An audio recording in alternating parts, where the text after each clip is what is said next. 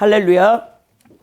오늘 말씀 마태복음 3장 1절에서부터 12절 말씀, 핵에 합당한 좋은 열매를 맺으라 라는 제목으로 여러분들과 함께 은혜를 나눠보자 원합니다.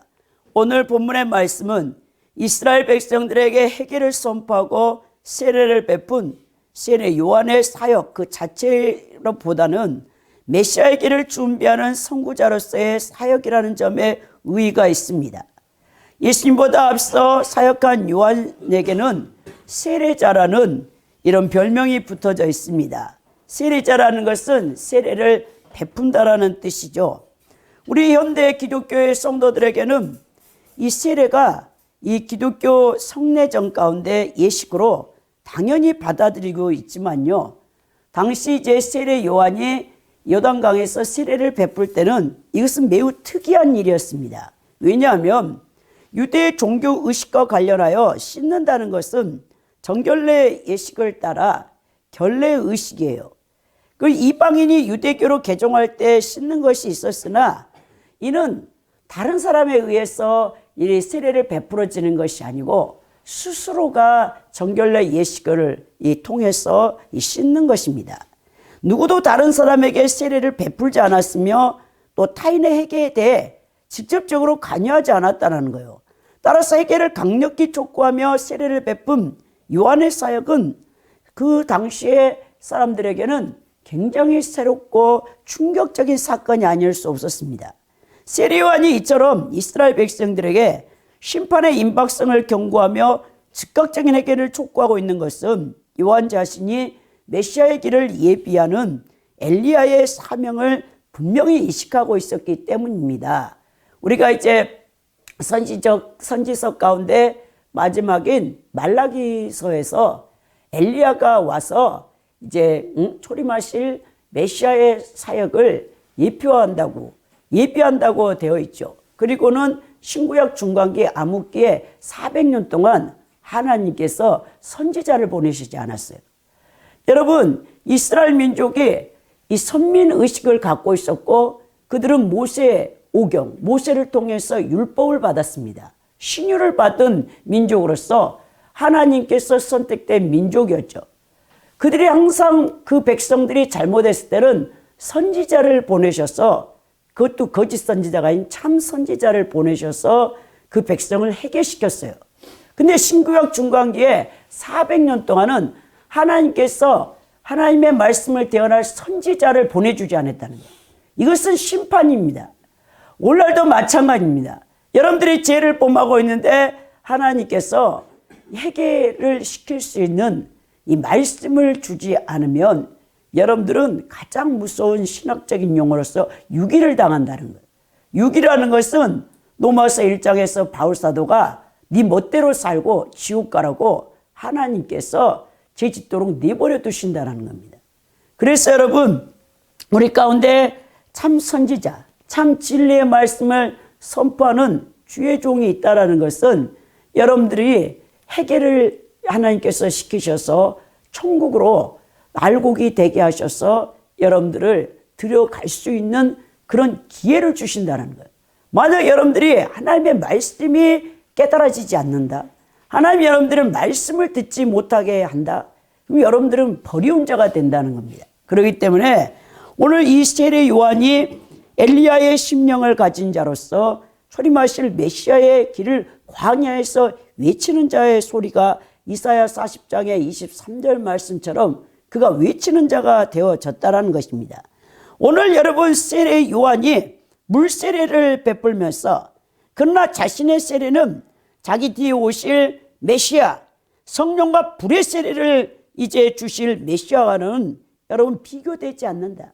나는 그 메시아의 신을 들기도 나는 감당치 못하는 자다라고 그가 겸손한 가운데 그 사역을 했다는 것을 보게 됩니다. 여러분, 결국 요한의 사역은 물세례를 베품으로써 사람들로 하여금 회개케 함으로 초림하실 그리스도를 맞을 마음의 준비를 시키는 역할을 했다는 거예요. 회개를 통해서 준비된 심령만이 예수 그리스도께서 오실 때 심판을 면하고 성령의 재시심의 은혜를 받을 수 있기 때문에 그렇습니다. 오늘 말씀을 통해서 새 돼지로 나누고자 원하는데요. 첫째는 회개하는 자만이 천국에 들어간다. 1절에서부터 6절 말씀이 되겠습니다. 두 번째는 회개했다 해도 합당한 열매를, 그것도 좋은 열매를 맺어야 한다는 것이죠.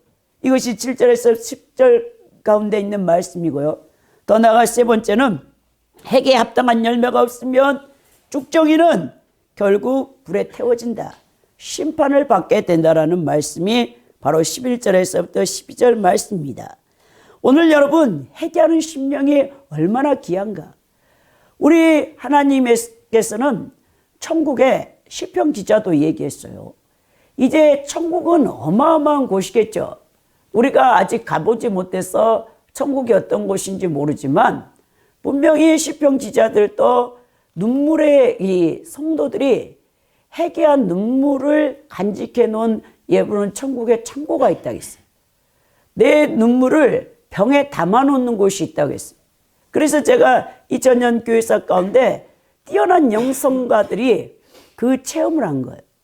회개의 눈물은요, 이 세상의 그 어떠한 것보다도 귀한 보석이라는 것이에요. 오늘 이 여러분 회개한 자만이 천국에 들어갈 수 있다는 것을 우리가 말씀을 통해 깨달아야 되는데, 오늘 1, 2절에 보십시오. 그때 세례 요한이 이르러 유대 강야에서 전파하여 말하되 회개하라 천국이 가까이 왔느니라 라고 말씀하죠. 여러분, 세례 요한이 이제 이름 뜻이 뭐냐면 원래 히브리어로는 요하난이에요. 이 요하난이란 뜻은 주의 천사가 지어졌죠. 누가복음의 1장에 기록된 것처럼 그 해에 매해의 대제사장들이 반차를 따라서 제비 뽑기를 해. 그래가지고 이제 하나님의 거하시는 거룩한 지성소 안에 들어가서 하나님 앞에 제사를 드리는데 세례 요한의 아버지 사가랴가 뽑힌 거예요. 그래 이제 사가랴가 제사를 드리러 지성소, 우리가 성막을 이미 다 나눴잖아요. 그 거룩한 이 모든 이스라엘 백성들의 죄를 사함받는 용키프데이 7월 10일에 이제 제사장의 화려한 에봇, 그 보석이 줄레줄레 12지파를 상징하는 에봇, 흉패 이런 것을 다 벗고 세마포의 옷을 입고 이제 염소의 피와 송아지의 피를 가지고 이래 1년에 딱 한 번인 이제 속죄소, 지성소 안에 들어갔었어요. 근데 거기서 천사를 만난 겁니다. 그래서 사가랴가 깜짝 놀라는데 뭘 말해주냐면 이 사가랴와 엘리사벳이 아이가 없어요. 나이가 많습니다. 그 아내가. 그래서 아이를 낳을 수 없는 상황이었어요. 근데 그 사가랴 제사장에게 너에게 아들을 주겠다고 하는 거예요. 그리고 그 아이가 태어나면 이름을 요한이라고 이 천사가 가르쳐 주니까 사가랴가 그걸 의심했어요. 그랬더니 우리 여호와 하나님이 진노해서 천사가 딱 그걸 가로채고 알아채고 네가 왜 어찌하여 의심하느냐. 네 아내가 10달 동안 아이를 낳을 동안 너는 말을 하지 못할 것이다. 그래가지고 벙어리를 만들어버렸어. 이제 밖에서 그 제사장이 나오기를, 대제사장이 나오기를 다 이스라엘 백성들이 1년 동안 자신들의 온 회중의 죄를 사함받기 위해서 지금 속죄소 안으로 들어갔는데 딱 나왔더니 사가랴 제사장이 말을 못해요. 깜짝 놀래가지고 그 제사장들이 이게 무슨 일이 있었구나. 근데 말을 못하니까 들을 수가 없잖아요. 그랬더니 나이 많은 그 아내가 엘리사벳이 아이를 가진 것. 6개월 되어졌을 때 이제 예수님의 모친 마리아에게도 가브리엘 천사가 나타나서 복받은 여자여. 그러면서 네 태중에 아이가 잉태되어졌다. 마태복음 1장에 21절에서 때 23절 말씀, 누가복음 2장에 이제 이 처녀인 마리아에게 16밖에 되지 않는 어린 소녀에게 너희가 이제 잉태했다 하니까 믿지 않죠. 놀랬죠. 근데 그때 딱 그 마리아의 믿음이 얼마나 대단합니까? 주의 계집종연이 주의 뜻대로 하옵소서 하는 거예요. 그러면서 그 징표로 이제 이 친척이에요, 사실. 이 사가랴와 엘리사벳이 이 마리아의 친척이기 때문에 네 친척 엘리사벳을 알지 않느냐. 나이가 많아서 아이를 갖지 못했는데 아이를 가졌다라고 얘기해 주면서 그 말을 듣고 마리아가 달려갔더니 복중에 벌써 6개월 되어 있어요. 세례 요한이 예수님보다 6개월 먼저 태어난 이 선지자가 아닙니까? 그랬더니 배가 이렇게 나이 드신 자기의 친척이 배가 불러 있는 거예요. 그런데 복중에 있는 이 세례 요한이 마리아 메시아의 모친을 보고 그 배 안에서 성령이 충만해서 알아보면서 발짓을 하는 겁니다. 그 장면이 우리가 나와 있는 것처럼 여러분, 주의 천사가 지어준 이름 요한아입니다. 그에 붙인 제사장 사가랴, 모친 엘리사벳 아닙니까? 그러나 여러분, 이 요한은 제사장 가문에 태어났음에도 불구하고 제사장으로 살지 못했어요. 왜? 세례자 요한은 사람들 앞에 나타날 때까지 빈들 광야에 거주했습니다. 에스네파에 속해 있었던 거죠. 그 당시에 세속에 물들어 있는 또 잘못된 바리새인들과 사두개인들이 그 유대 종교 지도자들 그 무리에 있지 않고 구별되어져서 혼자 여러분 누가복음 1장 80절에 보면 거기에 광야에 거주했습니다. 세례 요한에게 주어진 칭호는 세례를 베푸는 행위를 했기 때문에 세례 요한이라고 합니다. 세례 요한이 광야에 나타나 핵의 메시지를 전하게 된 직접적 동기는 하나님 말씀이 그에게 임했었기 때문이죠. 그리스도의 사역을 초림하실 그리스도의 사역을 예표한 거 아닙니까? 메시아의 길을 예비할 자로 태어난 요한은 어렸을 때부터 이미 광야로 나가 그곳에서 하나님과 깊은 영적 교제를 통해서 그분으로부터 전할 말씀을 받았던 선지자였습니다. 요한이 핵의 메시지를 전파한 것은 단순히 설교의 차원이 아닙니다. 하나님의 은혜에 임명을 받아 그 명령을 선포하는 하나님의 전령과 같은 역할을 했다는 겁니다. 그가 광야에서 외치는 소리가 무엇입니까? 회개하라, 천국이 가까웠느니라 라고 외쳤죠. 이걸 직역하면 너희들은 회개하라. 왜냐하면 하늘의 왕국이 가까이 왔기 때문이라는 뜻입니다. 여러분, 이 회개하다라는 이 헬라어 단어가 메타노이아예요. 이 메타노이아가 무슨 뜻이냐면 단순히 머리로만 아이고 잘못했습니다, 주님 죄지었습니다, 그게 아니에요. 이 회개라는 이 메타노이아의 뜻은 마음과 의지와 나의 전 존재를 돌이키는 거예요. 머리로만 깨닫고 마음으로 느끼는 것만이 아니라 의지적인 행동을 동반하여서 완전한 그 죄악의 그 망령된 행실을 끊어버리는 겁니다. 세례 요한은 메시아의 길을 예비하면서 여러 가지 죄악으로 인해 마음과 행위가 완악해진 유대인들이 무엇보다 먼저 그들의 전 존재를 하나님께로 향해 돌이켜야 된다는 것을 외치며 강조하고 있다는 것. 자신의 죄에서 돌이켜 회개하는 심령을 가져야 한다는 것을 오늘 말씀합니다. 왜냐하면 회개하지 않으면 절대로 여러분 천국에 들어가지 못합니다. 여러분, 정말 우리가 그래서 회개하며 흘리는 이 눈물은 천국의 창고에서 가장 아름다운 주의 병에 담겨져 있어요.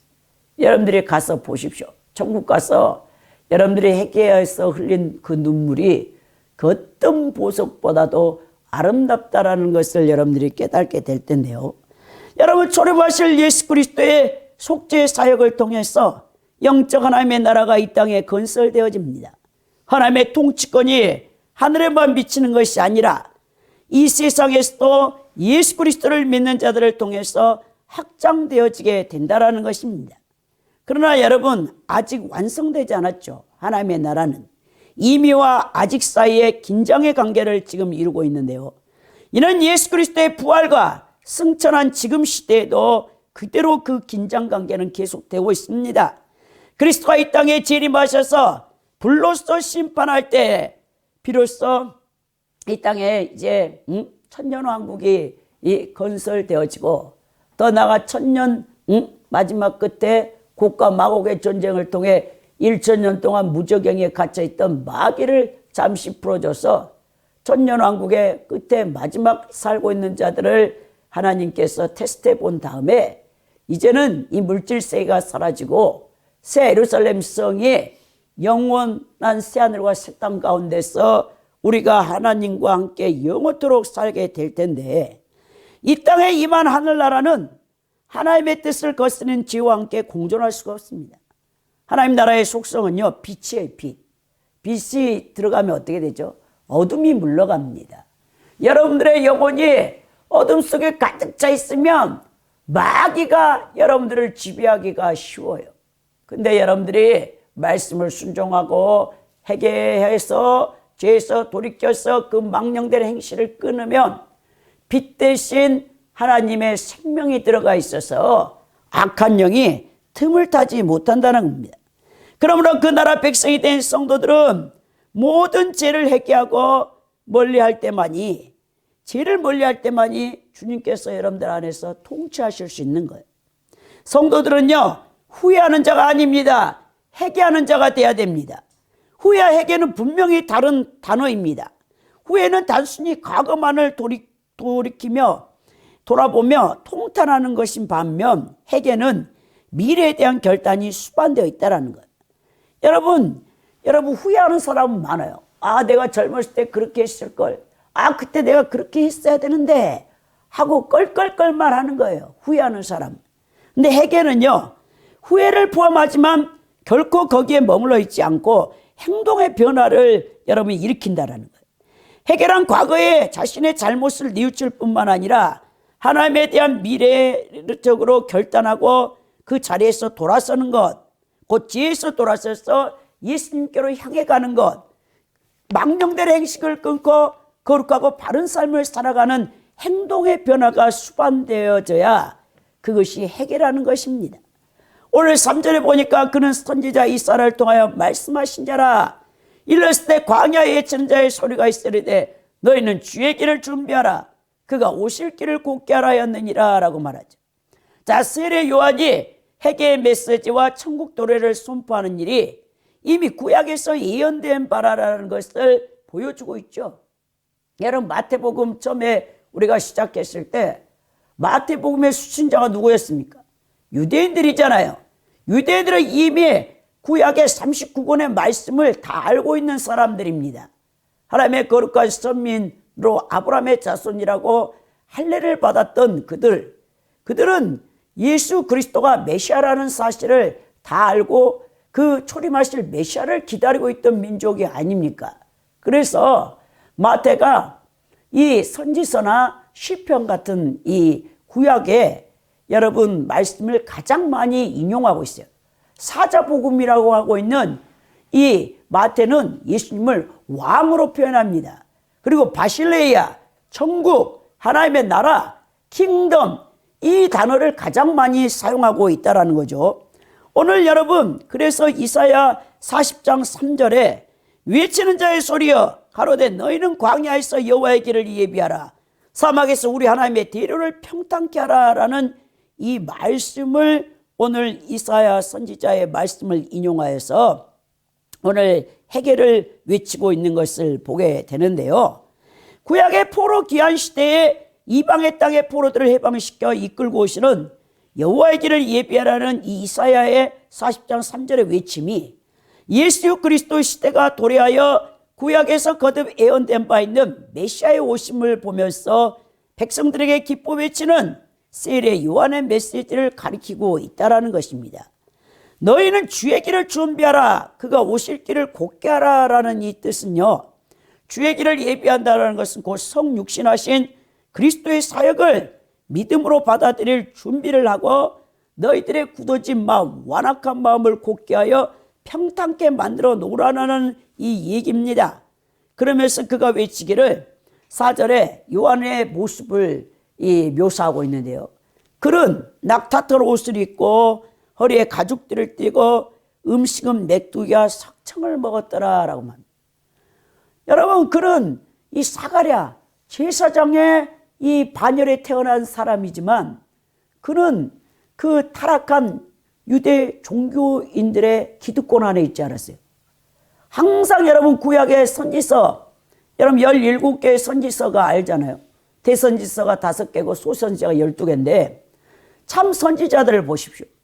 왕 옆에 붙어 있었던 구약의 모든 기득권을 누리고 있던 선지자들은 거짓 선지자들이었어요. 근데 이사야나 에레미야나 호세아나 아모스나 이 모든 참 선지자들은 아웃사이더, 왕의 복록을 먹지 않고 그리고 정말 나라와 민족을 위하고 자신들의 안위를 생각지 아니했던 그들이 참 선지자라는 걸 봅니다. 올 세례 요한도 역시 2000년 전에 예수님이 오실 당시에 종교 기득권자들이 누리고 있던 그 호화로운 삶을 살지 않냐고, 이가 낙타털 옷을 입고 허리에 가죽띠를 띠고 음식과 메뚜기와 석청을 먹고 있는 사람이라는 거예요. 이는 여러분 엘리야 선지자를 연상케 하는 세례 요한의 모습이죠. 약대털로 만들어진 헐렁한 옷을 고정시키기에 염소나 양의 가죽으로 만든 띠로서 허리둘레를 고정시키는 이 복장은 그 당시에 가장 가난한 자들이 입는 옷입니다. 광야에서 고행하는 자들의 보편적인 입는 의복의 형태였어요. 또한 음식으로는 사람이 전혀 손을 대지 않는 광야의 나무나 바위 틈, 혹 땅 위의 야생벌에 의해서 만들어진 꿀을 먹었어요. 그리고 이 메뚜기라고 하는데 정말 이 메뚜기를 먹었는지 잘 모르겠어요. 근데 그때 당시에도 메뚜기를 먹는 사람들이 있었는데 날것으로 먹지 않습니다. 소금을 뿌려 튀겨서 구워 먹었는데 광야에 살면서 의식주 생활을 초탈했던 것이죠. 하나님의 말씀을 전하는 일에 또 그 말씀을 받는 일에 하나님과 깊은 교제를 나누면서 엘리야 같은 심령으로 오실 메시아의 길을, 초림하실 메시아의 길을 준비하기 위해서 준비된 자가 누구냐? 바로 여러분 세례 요한이라는 것을 알 수 있겠죠. 세례 요한은 자신의 사명이 무엇인가를 분명히 한 거죠. 그래서 그가 구별된 자라는 것을 볼 수 있죠.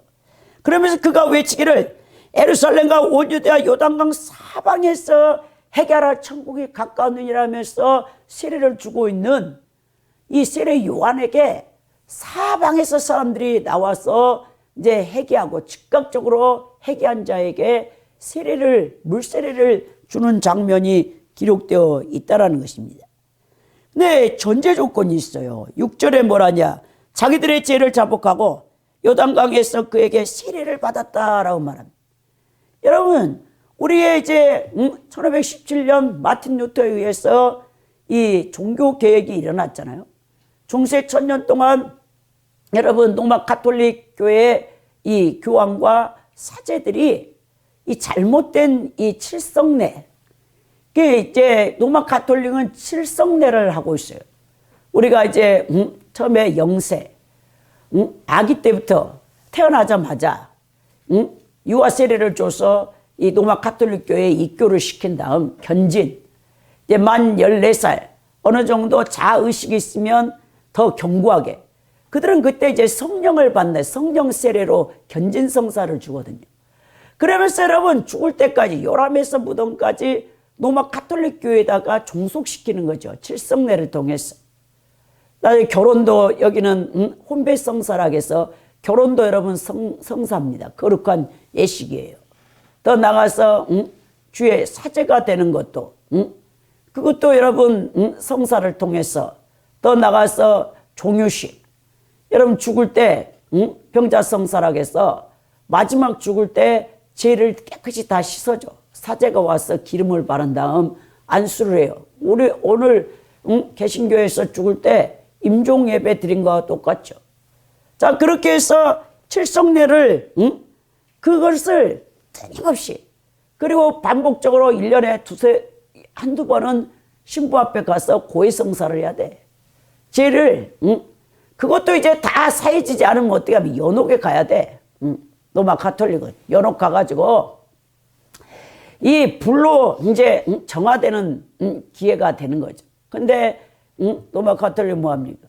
그 후손들이 기도해서 또 연보를 많이 해서 헌금을 많이 한다든지 선행을 많이 하면 이 연옥에 가 있는 자신의 믿음의 조상들이 빨리 연옥에서 탈출할 수 있어. 그래야 천국에 가는 거야. 그렇게 완전히 보석 행위를 해야 되네. 이렇게 사이클을 돌게 해가지고 로마 가톨릭이 잘못돼 있었어요. 그래서 이제 개신교에서 모든 종교 개혁가들이 찌블길라 칼빈 이런 사람들이 우리 개신교의 성례는 딱 두 가지다. 세례와 성찬. 예수님께서 유월절 마지막 밤에 이것은 나의 흘린 피고 이것은 내가 찢길 몸이다 라고 성찬을 하셨잖아요. 그러니까 이 유대인들의 유월절 날에 하는 그 예식을 통해서 예수님이 그 영원토록 천국 잔치에 참여할 그 예표로서 성만찬을 제정했기 때문에 우리 개신교의 성례는 세례와 여러분 성찬 두 가지뿐입니다. 세례는 죄 씻음을 받고 예수 그리스도와 연합하는 거고 교회 입교식이죠. 그리고 더 나가서 성만찬은 예수님의 흘리신 피와 예수님의 찢기신 몸을 먹고 마심으로 말미암아 이제는 모든 죄에서 돌이켜서 거룩하게 살겠다. 성화를 결단하는 시간이 되어야 되죠. 근데 너무나 형식적인 개신교의 이 성례전 때문에 우리의 개신교는 신앙이 너무 약해지는 거죠. 오직 설교, 말씀을 가장 큰 비중으로 도벌했기 때문에 여러분 초대교회 때부터 그리고 여러분 교부 시대까지 다 종교 개혁자들도 말씀과 설교 말씀과 그리고 성례가 여러분 비중이 동일했어요. 균형이 잡혀있어요. 조화가. 근데 지금은 깨졌어. 그래서 우리 개신교는 잘못돼가지고 오직 설교 시간에 말씀 한 편 듣고 그게 예배의 전부라고 되는데 그게 아닙니다. 여러분. 이게 잘못되어 있다는 거예요. 오늘 여러분 이 세례를 외치는데 이 세례 요한이 최초로 시행하는 게 아니에요. 세례 의식은 본래 물속에 들어가 씻기움으로 깨끗해진다는 의식입니다. 이는 한 사람이 여러 번의 세례를 받을 수 있는 게 아니에요. 물세례는 딱 한 번만 받는 겁니다. 고대 근동의 다른 나라에서도 유사한 이런 의식이 있었어요. 요단강 부근의 집단으로 거주했던 쿰난 공동체에서도 재정화와 공동체 입교 의식으로 세례를 시행했습니다. 특히 쿰난 공동체의 세례는 재씻음을 통하여 하나님 나라의 도래를 여러분 증거한다는 종말론적인 의미를 갖고 있었어요. 세례 요한이 회개하라 천국에 가까우느니라고 선포한 것처럼 나는 너희로 회개케 하기 위하여 물로 세례를 주었고 여러분 11절에 그 메시지를 주잖아요. 임박한 하나님 나라의 도래를 준비토록 하기 위해서 세례를 베풀었다 합니다. 이 재씻음과 그리스도와 연합, 이 기독교 세례의 진정한 기호는 누구에서 찾아볼 수 있냐? 예수님으로부터 찾아볼 수 있다는 거죠. 자, 회개를 했으면 그 다음에 우리는 어떻게 됩니까? 회개 합당한 열매를 맺어야 된다. 그것도 좋은 열매를 맺어야 돼요. 열매도 악한 열매, 나쁜 열매, 더러운 열매가 있고 좋은 열매, 착한 열매, 하나님 받으실 만한 열매가 있다는 사실을 알아야 되는데 요한이 오늘 직전에 이 세례 요한을 감시하려고 오는 이 바리새인들과 사두개인들을 보고 이 독사의 자식들아 누가 너희를 가르쳐 임박한 진노를 피하려 하더냐. 바리새인들과 사두개인들이 엄청난 충격을 받았습니다. 왜냐하면 여러분 바리새인과 사두개인들은 일주일에 2번씩 반드시 금식을 해. 그리고 구제를 해. 그리고 11조를 하되 예를 들어서 하나의 콩나무가 있잖아요. 콩에 열린 열매를 일일이 씌어. 그래가지고 10개의 하나를 다 골라내. 그 정도로 철저하게 11조를 했던 자들 아닙니까? 그리고 기도할 때는 골방에 싸지 않고 시장통에서 크게 소리내어 두 손을 들고 여호와 하나님이시여 하고 자기들의 종교성을 과시하게 해요. 그래서 유대 일반 백성들에게 얼마나 존경을 받았습니까? 근데 그들이 나오는데 이 독사의 새끼들이라고 너희들이 지옥의 불못을 피하지 못할 것이라고 외치는 것입니다. 여러분 이 바리새인들 여러분 장로의 유정 같은 구전의 신앙생활을 이들은 율법주의자가 된 거예요. 문자적으로만 그걸 지키는 거예요. 잘못돼가지고.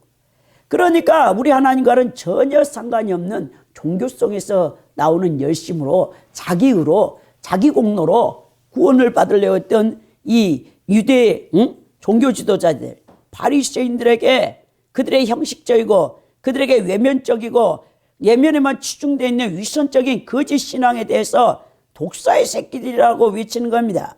유대의 역사가 요세푸스에 의하면 예수님과 세례 요한 당시 활동했던 그 AD 1세기에 그 바리새인들 숫자가 6천 명 정도 됐다라는 겁니다.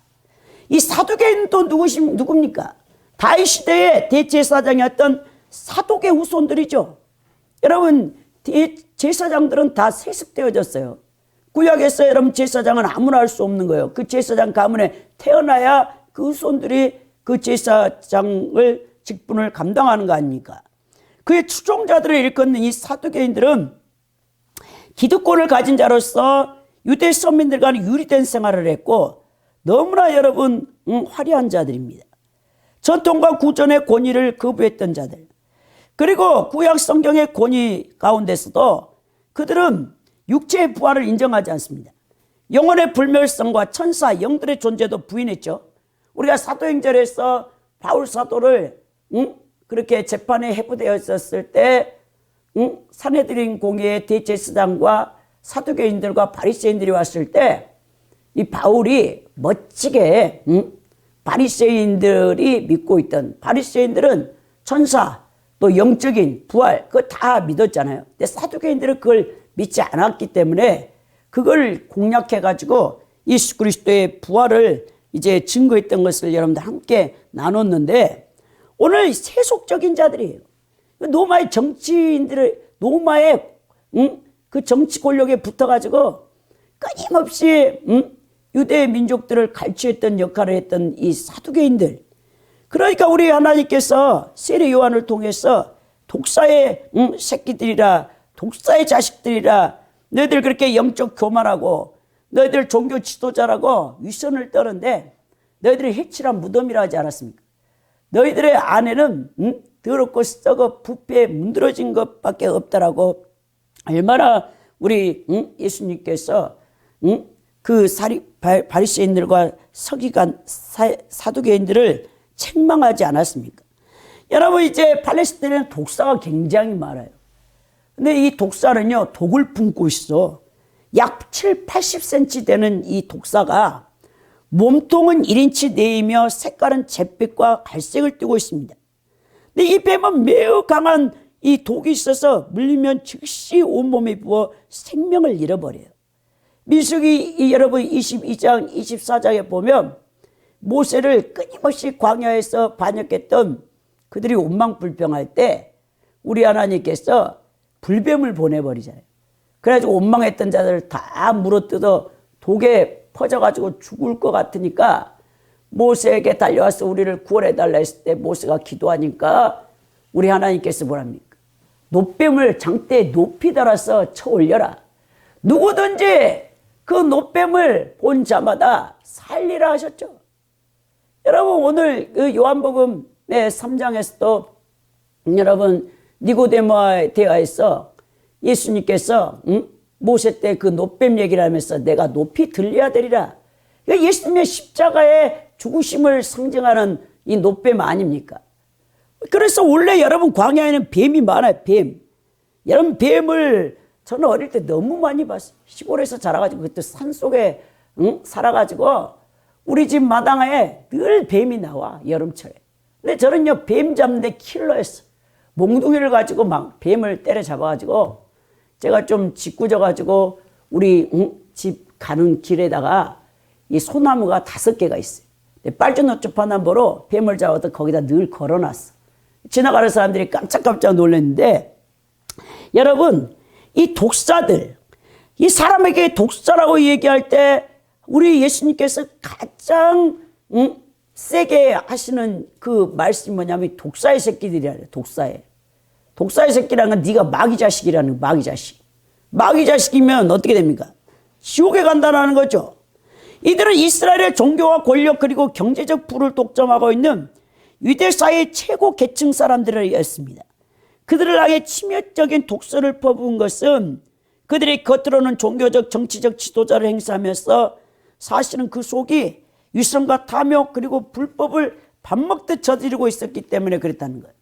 바리새인과 사두개인들 마음 한가운데 자신들의 신앙을 가시려는 영적 교만이 꿈틀거리고 있었을 때 세례 요한은 독사의 자식들아, 마귀의 자식들이라고 거침없이 말하면서 회개하라고 여러분 그들에게 외치는 것입니다. 그러면서 뭐랍니까? 회개에 합당한 열매를 맺어라 라고 말하죠. 합당한에 이 해당하는 여러분 이 헬라어 단어가 카르폰 악시온인데 회개에 합당한 열매를 보여야 된다는 거예요. 즉 마음속의 회개가 외적 생활에 구체적으로 삶의 모습에서 나타나야 된다는 뜻입니다. 여러분, 회개에 합당한 열매를 맺지 않는 사람은 천국에 갈 수 없다라는 것이죠. 그럼 과연 회개에 합당한 열매가 무엇입니까? 누가복음 3장 1절에서부터 14절에 보면 거기에 세례 요한의 사역이 그대로 나오거든요.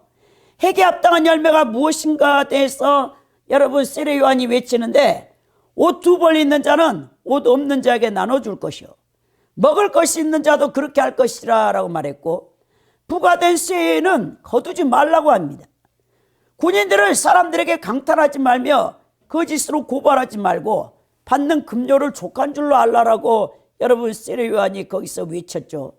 세례 요한이 회개에 합당하는 원칙들은 우리 일상생활에서 평범한 행동들 가운데, 즉 직장생활에서 또 여러분 사회 규범에 대해서 여러분 원칙과 정도를 지키라고 말하는 거죠.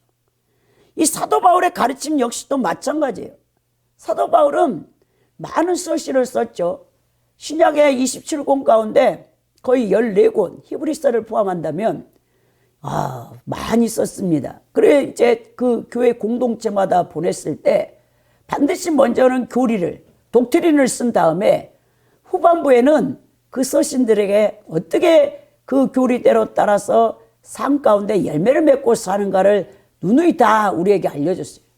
에베소 4장, 5장, 6장에 보면, 또 골로새서 3장에 보면, 디모데 전후서에서도 여러분 다 나와 있어요. 고린도전서, 후서, 로마서 1장에서부터 12장까지는 교리를 썼다면 13장에서 16장까지는 크리스찬들의 생활 윤리, 크리스찬들의 성경적 윤리대로 살아야 된다는 것을, 그게 다 바로 회개에 합당한 열매를 맺는 법을 정확히 가르쳐 준다는. 나는 잘 모르겠네요. 성경을 읽으시기 바랍니다, 여러분. 오늘 이 거창한 종교 이론이나 영적 신비 체험만을 강조하고 있는 이 개신교가 문제라는 거예요. 국가나 사회, 직장, 가정을 유지해 나가는 기본적인 원칙이나 윤리 도덕도 지키지 못하는 어린아이 같은 신앙 수준의 이 크리스찬들이 머물러 있다는 거죠. 개인 생활에서나 사회생활에서나 자기 자리를 지키고 자신의 본분을 다해가는 것, 더 나아가 성경 윤리를 실천하는 진정한 회개의 열매가 성도들의 삶 속에서 맺혀져야 된다는 것입니다. 그게 없다면 가짜예요, 가짜. 여러분, 속으로 아브라함이 우리 조상이라고 생각하지 말라. 내가 너에게 이르노니 하나님이 능히 이 돌들로 아브라함의 자손이 되게 하리라. 세례요한이 정말 무서운 말을 하는 겁니다. 너희들이 아브라함 조상이, 아브라함의 자손이라고 웃기고 있네 그러는 거죠. 이 돌을 갖고도 전능하신 하나님이 니들보다 더 믿음 좋은 하나님 백성으로 만들 수 있어. 그렇게 말을 하는 거예요, 여러분. 이 종교적 신분적 특권의식에 사로잡혀서 아브라함의 육체적 후손이라고 그들이 여러분 뻐기고 있을 때가 아니라는 거죠. 그 속에는 그 더러움으로 가득 채워 있기 때문에 하나님이 이 등의 돌들로 이 강바닥에 있는 돌을 주어가지고 아브라함 자손으로 만들 수 있다. 오늘 현대 21세기 크리스찬들, 기독교인이라는 사람들에게 이 말씀은 그대로 적용되는 거예요. 너희들이 교회에 나와서 예배드리고 종교의식으로 화려하게 신앙생활을 한다고 회개 합당한 열매가 없으면 아무것도 아니라고 우리에게 말씀해 주는 겁니다. 그러면 10절에 뭐랍니까? 이미 도끼가 나무 뿌리에 놓였으니 좋은 열매를 맺지 않은 나무마다 찍혀 불에 던지리라 라고 하는 거예요. 좋은 열매를 맺어야 된다는 것입니다. 심판이 즉각적으로 임하고 있다. 여러분, 나무가 있는데 그 나무에 바로 옆에 도끼가 있다고 생각해 보시죠. 얼마나 여러분 두려웁니까? 이거는 임박한 심판을 얘기하는데 오늘 열매가 없는 쭉정이는 심판을 받게 된다라고 11절 12절에서 분명히 얘기합니다. 나는 너희를 회개하기 위하여 물로 세례를 베풀거니와 내 뒤에 오시는 이는 나보다 능력이 많으시니 나는 그의 신을 들기도 감당하지 못하겠노라. 그는 성령과 불로 너에게 세례를 베푸실 것이라고 얘기하죠. 나는 그의 신을 들기도 감당하지 못한다라는 것은 무엇입니까? 자기는 그런 자격이 전혀 없다라고 세례 요한의 겸손을 여기서 보여주고 있는 것이죠. 여러분, 성령과 불로 너에게 세례를 주실 누구? 예수 그리스도 메시아가 오신다라고 얘기하면서 어떤 학자들은 성령과 불이 같은 의미라고 얘기합니다. 어떤 학자들은 또 같은 의미가 아니라고도 얘기하는데, 아무튼 여러분, 성령과 불 세례는 모두 죄인을 정화시키며 깨끗하게 하는 기능을 한다는 것을 볼 수 있어요. 회개하면 성령께서 여러분들의 죄를 그리스도의 피를 가지고 와서 씻어주겠죠. 그리고 불로써 인을 쳐 줄 것입니다. 성령과 불 세례는 모든 악인을 파괴시키는 기능을 한다라고 보는 학자들도 있는데, 하나님의 심판에 바람이 불 때 쭉정이는 날려 심판에 견디지 못하고 불에 태워진다라는 것이죠. 여러분, 저는 시골 태생이라는 걸 잘 알아요. 여러분, 이제 10월 달에 추수를 하면, 벼를 베면 이제 탈곡을 한 다음에 우리 친정 어머니가 옛날 키질이 있어요. 키. 여러분, 이렇게 생긴 키가 있어. 그리고 바람이 불면 키질을 해. 그러면 알곡은 키 안쪽으로 다 몰려들어. 쭉정이는 다 날아가 버려, 바람에. 바로 그 얘기를 하고 있는 것입니다. 손에 키를 들고 자기 타작마당을 정하게 하사 알곡은 모아 드리고 쭉정이는 꺼지지 않는 불에 태우실 것이다. 곡식 나다를 까불러 곡식을 깨끗하게 하는 농기구를 가리키는 이 키, 이 전라도 사투리를 채라고 해, 채. 추수시 치로 불어오는 바람에 의해서 곡식 나달 가운데 가벼운 쭉정이는 날려 마당에 떨어지고 무거운 알곡은 남게 되므로 쭉정이와 알곡이 딱 갈라집니다. 여기서 알곡은 어떤 환난에도 굴복하지 않고 그리스도께서 정하신 천국 시민으로서 자격을 갖춘 성도들을 의미하는 반면, 바람에 날려가는 쭉정이는 시험을 이기지 못하고 그리스도께서 요구하시는 합당한 열매를 맺지 못한 무익한 자들을 얘기합니다. 알곡은 모아 곳간에 들이고 쭉정이는 꺼지지 않는 불에 태운다라는 것은 그리스도의 말씀에 순종하여 성령님의 9가지 열매를 맺는 자들은 알곡이 될 것이고, 그렇지 않는 자들은 쭉정이가 된다라는 거예요. 이 쭉정이 아키로는 예수 그리스도께 소유되지 못한 자들입니다. 자, 예수님께서는 쭉정이 악인들을 영원히 타오르는 꺼지지 않는 지옥 불못에 던지운다라는 거예요. 지금 하나님께서 이 추수 밭에 씨를 뿌려놨어. 이 씨가 이제 자라나. 어릴 때 보면 우리 이 친정 아버지께서 농부라서 제가 못 내게 하는 걸 쭉 봤거든요. 뭐가 자라나는 것을. 야, 근데 어릴 때는 몰라. 뭐가 이렇게 이양돼 가지고 논에 같이 자라는데 거기 피가 있어, 피. 독보리가. 근데 여름철 되면요, 갑자기 독보리가 엄청 커져요. 빨갛게 생겨가지고 막 키가 자라가지고. 근데 절대로 우리 친정 아버지께서 뽑지를 않아. 이 어린 이삭이 같이 뽑힐까 봐. 오늘 마찬가지. 교회 안에는 가라지, 쭉정이, 알곡이 있어. 이 추수 때까지 놔두라. 그래서 이제 가을이 되면 노랗게 익는데 이 피 독보리도 노랗게 익어요. 키가 쭉 커가지고 줄렁줄렁줄렁 그것도 열매가 달려있거든요. 근데 이제 우리 친정아버지께서 낫을 들고 추수 전에 망태기 하나를 여기다 짊어지고 쫙 논에 들어가서 그 피, 이삭보다 훨씬 커가지고 고기를 쭈근 내밀고 여물어 있는 그걸 다 잘라. 이 피를 낫으로 쳐서 자른 다음에 불에 늘 태우는 걸 봤거든요. 근데 이 성경이 얼마나 정확합니까? 예수님께서 당신의 피값으로 세운 교회 안에 알곡, 가라지는 아예 구원받지 못해. 이건 사탄의 자식이야. 마귀의 완전히 그 종로로 타는 그것은 다 지옥 백성이고, 그래서 이제 쭉정이는 같이 알곡과 자랐는데도 열매가 없어요. 여러분, 우리가 수십 년 예수님 믿고 교회에 다니는데 쭉정이가 되면 되겠습니까? 쭉정이가 돼가지고 가라지와 같이 지옥에 던져진다고 생각해 보십시오. 절대 여러분 그리스도는 안 된다는 거예요. 오늘 여러분들은 돌이켜야 됩니다. 지금까지는 하나님 말씀에 순종하지 않고 열매 없이 살았지만 오늘 딱 결단하고 이제 나는 죄에서 완전히 돌이켜 망령된 행실을 끊고 예수 그리스도를 향해서 천국을 향해서 걸어가야 되겠다. 나도 하나님께서 기뻐 흠량하신 만한 열매를 맺어 하나님의 영광이 되어져야 되겠다라는 그 생각으로 신앙생활을 해야 된다는 거예요. 결론적으로 세례 요한이 외친 것처럼 회개하는 자만이 천국에 들어갈 수 있습니다. 회개에 합당한 좋은 열매를 또 맺어야 됩니다. 더 나아가 회개에 합당한 열매가 없는 쭉정이는 심판을 받게 되기 때문에 그렇습니다.